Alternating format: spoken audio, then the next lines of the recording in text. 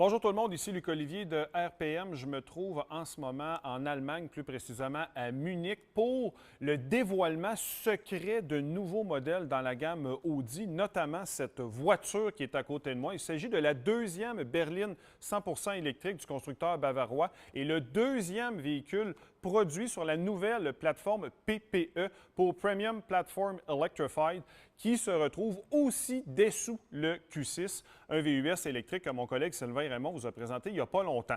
Le véhicule qui est tout juste à côté de moi, c'est la version S6 Sportback e-tron, donc une voiture qui est entièrement électrique. Cette version-là, c'est évidemment une S, donc on vise la performance. Dans le cas présent, on a 370 kW. Ce qui donne à peu près 496 chevaux, mais imaginez-vous, vous avez un mode boost qui fait monter la puissance à 543 chevaux. Donc, cette voiture-là, clairement, ce sera une brute de performance.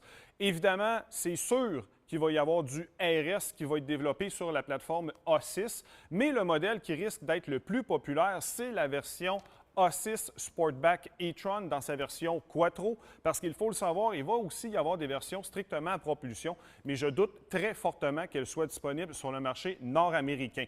Je vais vous faire un petit tour au niveau du design parce qu'il y a quand même beaucoup d'éléments à souligner, principalement la grille de calandre inversée. On l'a déjà vu notamment sur le Q6 et là, on le reprend sur la berline. Fait à noter, pour la première fois dans l'histoire de Audi, et ce sera au Canada la première commercialisation. Le logo sera illuminé. Vous avez la fameuse grille inversée avec des volets qui reprend la thématique de ce que l'on retrouve au niveau des bouts des ailes. Donc, on veut se donner un look un peu futuriste avec cet aspect-là. Et bien sûr, les fameux blocs optiques. On le sait, chez Audi, on fait pratiquement une obsession des DEL maintenant.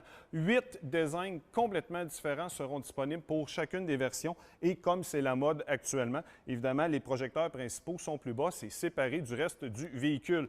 Coefficient de traînée de seulement 0,21, c'est un des meilleurs de l'industrie et c'est surtout le meilleur chez Audi, mais aussi du groupe Volkswagen dans son entièreté. Donc, c'est un aspect qui est quand même important à souligner.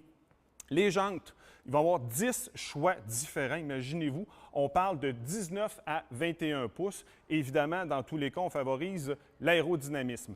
Ligne de toit que je trouve vraiment très, très belle. Je trouve ça peut-être un peu générique, par contre, et peut-être un peu trop près de ce qu'on avait du côté de la Volkswagen CC. Là, on recule un peu dans le temps parce qu'on le sait, c'est une approche avec un style coupé 4 portes et fait à noter la A6, tout comme la A7 anciennement, c'est une voiture à haillons. Donc ça, c'est une caractéristique que j'apprécie beaucoup. Cette version-là vient avec une motorisation basée sur une batterie de 100 kWh, 94,9 kWh utilisable, capacité de recharge jusqu'à 270 kW. Donc ça permet une recharge qui est quand même assez rapide. Et en matière de puissance, on est à 315 kW, ce qui donne 422 chevaux.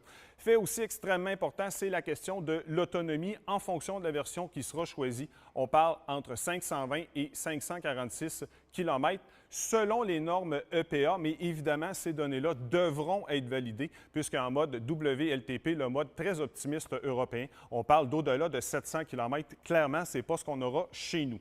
À l'intérieur, évidemment, c'est un spectacle. On est à l'ère des écrans, du numérique. On se fait vraiment plaisir avec cette voiture-là dans un cockpit virtuel qui est très, très englobant. 3 écrans devant nous. Directement à l'instrumentation, on est à 11,9 pouces.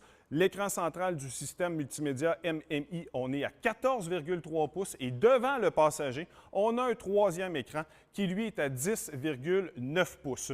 Ces voitures vont arriver sur le marché canadien en 2025. Audi Canada n'est pas en mesure de nous dire exactement à quel moment que le véhicule va arriver sur le marché, mais il y a une voiture que je veux vous montrer et c'est la familiale qui est ici. C'est la Audi A6 avant, c'est le fruit interdit.